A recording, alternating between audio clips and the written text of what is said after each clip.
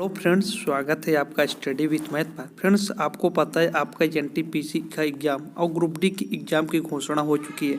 अब आपके पास बहुत ही कम टाइम है। बहुत सारे स्टूडेंटों के मन में केवल एक ही सवाल है कि अब हम जो है अपनी तैयारी को किस टाइप से करें जिससे हमारा रेलवे में सिलेक्शन हो जाए। तो फाइनली फ्रेंड्स, मैंने इसके लिए कम्युनिटी पोस्ट किया था कि क्या मैं आपके लिए जो है तो प्रैक्टिस सेट लाऊं। तो बहुत सारे स्टूडेंटों ने, आप देख सकते हैं आपके सामने ये शो कर रहा है, लगभग 85% स्टूडेंटों ने कहा कि सर हमारे लिए आप प्रैक्टिस सेट लाइए। तो आप सबकी डिमांड पर मैंने आज जो है तो प्रैक्टिस सेट फर्स्ट ला दिया हूँ, जिस पर मैं आपके लिए जीके के जितने भी पार्ट हैं, current affair, history, polity, economics, इसके अलावा साइंस, सभी के जो है तो मिसलेनियस यहाँ पर क्वेश्चन ला कराऊंगा। और ये जो मैं आपके लिए प्रश्न करा रहा हूँ फ्रेंड्स, मैं आपको बता दूँ प्रीवियस ईयर के एग्जामों में लगभग 10 से 15 बार ये क्वेश्चन रिपीट हो चुके हैं। काफ़ी इंपॉर्टेंट क्वेश्चन है। यकीन मानिए, यदि आप यहाँ से तैयारी करते हैं, यदि आप अपने जीवन का 10 से 15 मिनट टाइम देते हैं, तो आपका रेलवे एग्जाम में जीके का जो पार्ट है इतना स्ट्रांग हो जाएगा कि आप इस बार तैयारी करिए और हमारे चैनल के साथ एक बार आप भरोसा तो करिए, और भरोसा पर आपको मैं खरा ना उतरूँगा तो आप कहना। तो फाइनली फ्रेंड्स, अब मैं आपके लिए चलता हूँ, देर न करते हुए आपके लिए जो फर्स्ट क्वेश्चन है, फर्स्ट क्वेश्चन आपसे क्या कहता है। विमान के ढांचे में शामिल होते हैं, आपको बताना है विमान मतलब वायुयान, जो आपका हवाई जहाज होता है, उसके ढांचे में क्या क्या शामिल होता है। पूछा गया यात्री कक्ष, विमान का पश्च भाग, पायलट का केबिन। इसका जो राइट आंसर हो जाएगा या ऑप्शन नंबर सी, विकल्पों में से सभी। ये जो तीनों पार्ट होते हैं, ये तीनों पार्ट जो होते हैं आपके वायुयान में शामिल होते हैं। फाइनली फ्रेंड्स, आप इस क्वेश्चन को देखते जाइएगा। आपने कितने क्वेश्चन आपके सही हुए हैं वो भी आप कमेंट बॉक्स में कमेंट करके बताना।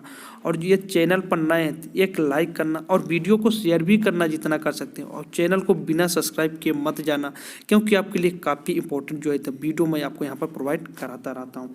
आइए फ्रेंड्स, अब देखते हैं आपके लिए जो सेकंड क्वेश्चन है वो सेकंड क्वेश्चन क्या है।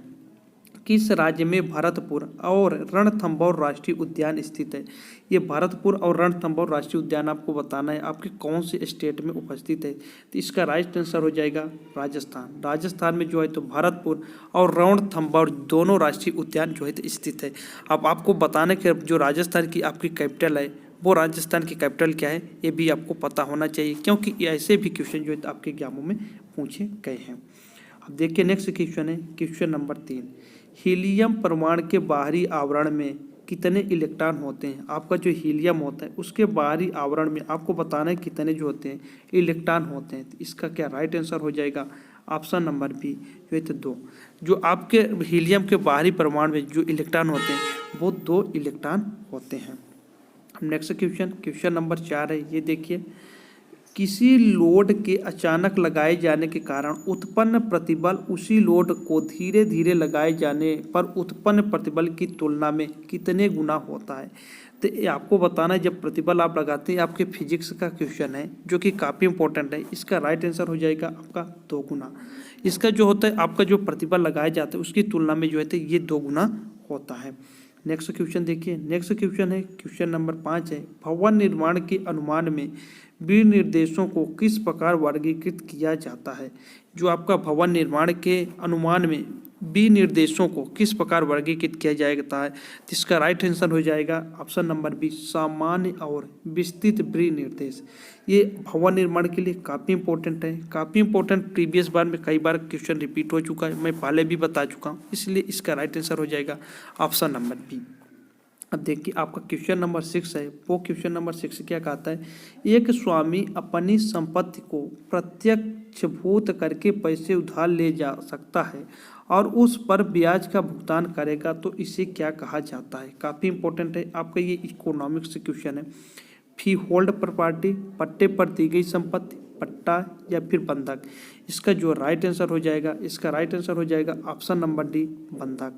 बंधक जो है तो इसका राइट आंसर हो जाएगा। भुगतान करेगा तो इसे क्या कहा जाता है, कैसे पैसे उधार ले सकता है और उस पर ब्याज का भुगतान कर, जो आपसे कोई पैसे आप किसी से लेते हैं उधार और उस पर जो आपका ब्याज का भुगतान करेंगे उसे बंधक कहा जाता है, मोर्टगेज कहा जाता है। काफ़ी इंपॉर्टेंट। अब क्वेश्चन नंबर 7 देखिए। जब कार्य मदों की मात्राओं का निर्धारण कठिन होता है और दर विश्लेषण भी एक जटिल समस्या होती है, लेकिन फिर भी ठेकेदार काम लेने का इच्छुक होता है तो इसके लिए सर्वाधिक उपयुक्त अनुबंध प्रकार कौन सा है? इसका राइट आंसर क्या हो जाएगा? इसका राइट आंसर आपका हो जाएगा फ्रेंड्स ऑप्शन नंबर ए जो है तो लैंप सम कॉन्टैक्ट। तो ये काफ़ी इंपॉर्टेंट क्वेश्चन है, इस क्वेश्चन को भी आप याद करिएगा। देखिए आपका क्वेश्चन नंबर कितना है? 8 है। क्वेश्चन नंबर 8 में क्या पूछा गया है? एमएस एक्सेल में कई बार फॉर्मेट पेंटर का उपयोग कैसे किया जाता है? ये आपका कंप्यूटर से, इसका जो राइट आंसर हो जाएगा option number B, format painter icon पर डबल क्लिक करके जो है तो आपको जो है तो फॉर्मेट पेंटर का उपयोग कर सकते हैं, फॉर्मेट पेंटर आइकन पर डबल क्लिक करके।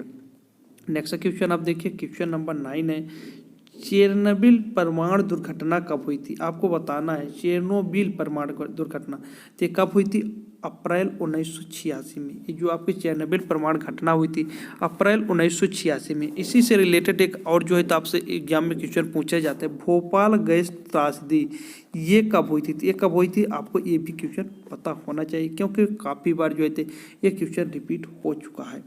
ऐसे क्वेश्चन आपको याद रखना चाहिए फ्रेंड्स। ये जो आपको मैं क्वेश्चन करा रहा हूँ प्रीवियस ईयर के, इनके जो आपके आसपास के क्वेश्चन हैं उन क्वेश्चनों को भी आपको तैयार करना है। यदि आप चाहते हैं कि उन क्वेश्चनों के लिए भी मैं सीरीज लाऊं तो आप जो है तो कमेंट बॉक्स में कमेंट कर सकते हैं।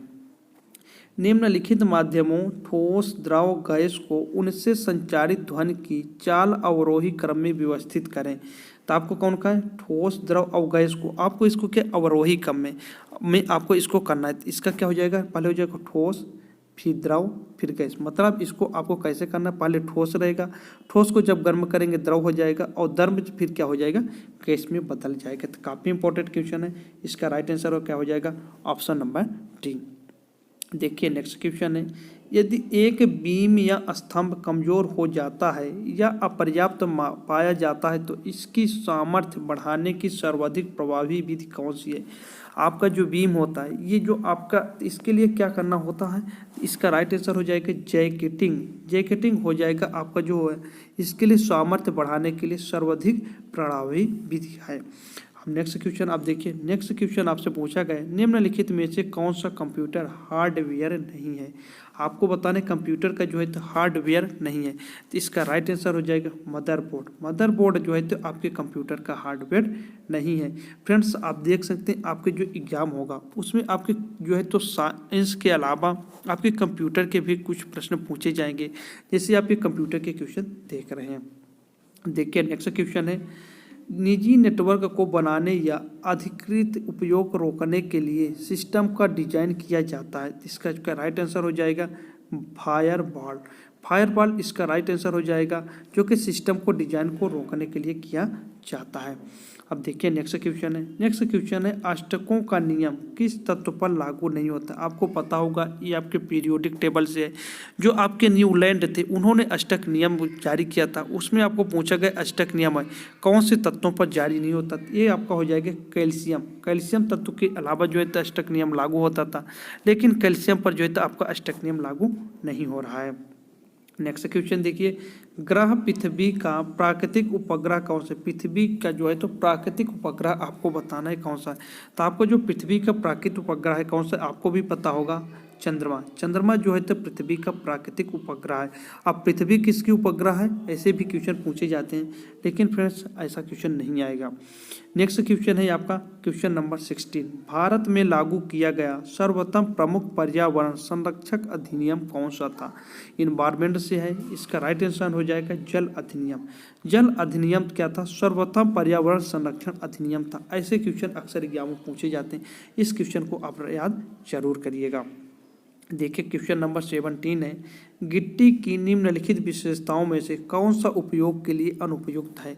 आपकी जो गिट्टी होती है उसकी विशेषताओं में यहाँ पर बताना है कौन अनुपयुक्त होता है। इसका जो राइट आंसर हो जाएगा ऑप्शन नंबर ए, उच्च जल अवशोषण जो है इसका उपयोग अनुपयुक्त हो जाएगा। देखिए नेक्स्ट क्वेश्चन है क्वेश्चन नंबर 18, यदि ऊर्ध्वाधर हिस्से के अंतखंड को एक टेकोमीटर 0.75 मीटर की दूरी से देखा जाता है तो टेकोमीटर और स्टॉप स्टेशन के बीच की क्षैतिज दूरी ज्ञात कीजिए। तो इसका राइट आंसर हो जाएगा 75 मीटर। देखिए नेक्स्ट क्वेश्चन आपका है, किस वर्ष भारत का गणतंत्र घोषित किया गया था। भारत जो है तो इसका गणतंत्र 1950 में भारत का जो है तो गणतंत्र घोषित किया गया था और भारत का जो संविधान है वो लागू किया गया था। काफ़ी इंपॉर्टेंट क्वेश्चन है, ये तो सबको ही जनरली पता होगा। मैंगलोर टाइल्स किस श्रेणी से संबंधित है। तो मैंगलोर से टाइल्स जो है आपका वन क्ले टाइल्स से संबंधित है। तो फाइनली फ्रेंड्स मैं आपको ये जो अपने फर्स्ट पार्ट था उसमें आपको मैं 20 क्वेश्चन करा दिया हूँ। मैं आशा करता हूँ कि आपके जो 15 क्वेश्चन मैं रखा हूँ तो आपके ये सही हो रहे हैं, तो आपकी तैयारी अच्छी है। यदि आपके कभी कम है तो आपको अपनी तैयारी करने की और ज़रूरत है। फाइनली फ्रेंड्स मैं नेक्स्ट पार्ट में आपके लिए जो है तो 20 क्वेश्चन कराऊँगा, क्योंकि मैं आपको नहीं चाहता हूँ कि आपको मैं बोर कर दूँ। मैं केवल यही हमारा है कि आपको एक बार क्वेश्चन कराऊँ और आपको पूरी तरह से याद हो जाए। तो फाइनली फ्रेंड्स इस चैनल को आप सब्सक्राइब जरूर करना। मैं आपको मिलता हूँ नेक्स्ट क्लास के साथ स्टडी विथ मैथ पर।